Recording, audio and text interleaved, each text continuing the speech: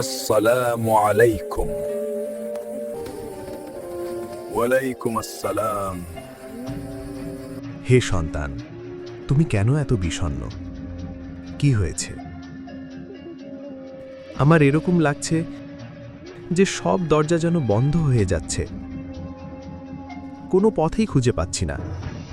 নিজেকে যেন একটা অদ্ভুত অন্ধকারে হারিয়ে ফেলেছি। হে আমার প্রিয় সন্তান, আল্লাহ যাদেরকে ভালোবাসেন কেবল তাদেরকে পরীক্ষা করেন। ধৈর্য ধরো, সবর করো, কারণ ধৈর্যের মধ্যেই পথ খুলে যায়। এই দুনিয়াতেই ধৈর্যের চেয়ে বড় কোনো উপহার নেই। তুমি কি খিদির আলাইসাল্লামের নাম শুনেছ? জি, আমি তার বরকতময় নাম শুনেছি। আমার দোয়া যেন তার জিয়ারত নসিব হয়। তিনি হাত তুলে দোয়া দেন এবং আল্লাহ তা কবুল করেন। একবার এক কাফেলা পথ হারিয়ে ফেলেছিল। একদিকে ছিল দিগন্ত জোড়া মরুভূমি, অন্যদিকে প্রখর রোদ আর লু হাওয়ার দাপট। তৃষ্ণার তীব্রতায় সবাই বেহাল হয়ে পড়েছিল। পানির সন্ধানে কোনো একজনকে নিজের জীবন বাজি রাখা জরুরি ছিল, কিন্তু বিপদে মানুষ দিশেহারা হয়ে পড়ে। সিদ্ধান্ত নেওয়া কঠিন হয়ে যায়, মানুষ দুর্বল হয় এবং চিন্তাশক্তি লোপ পায়। যখন সবাই ভাবছিল কে যাবে, তখন খিদির আলাইসাল্লাম কোনো তর্ক ছাড়াই রওনা হলেন। আর যখন তিনি পানি নিয়ে ফিরলেন, তখন মানুষ বুঝতে পারল যে এটি সাধারণ কোনো পানি নয়।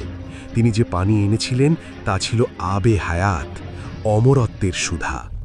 যা পাওয়ার জন্য মানুষ যুগ যুগ ধরে সংগ্রাম করছে, তা খিদির আলাইসাল্লাম পেয়েছিলেন। তুমি কি জানো আবে হায়াত বলতে আসলে কি বোঝানো হয়েছে? না, আমার জানা নেই। আবে হায়াত পান করলে মানুষ অমর হয়ে যায়।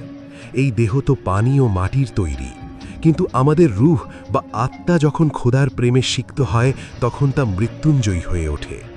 সেটাই হলো ইশক বা গভীর প্রেম।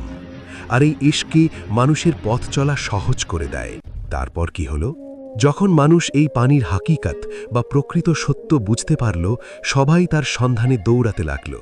কিন্তু কেউ কিছুই পেল না, কারণ মনে রেখো, আবে হায়াত একটি বিশেষ রহস্য।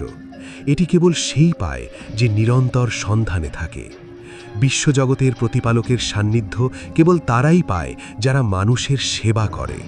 তাই হতাশার গর্ত ছেড়ে উঠে দাঁড়াও। তোমাকে তোমার জীবনের আবে হায়াত খুঁজে নিতে হবে। যারা তোমার দিকে তাকিয়ে আছে তাদের জন্য পথ তৈরি করতে হবে।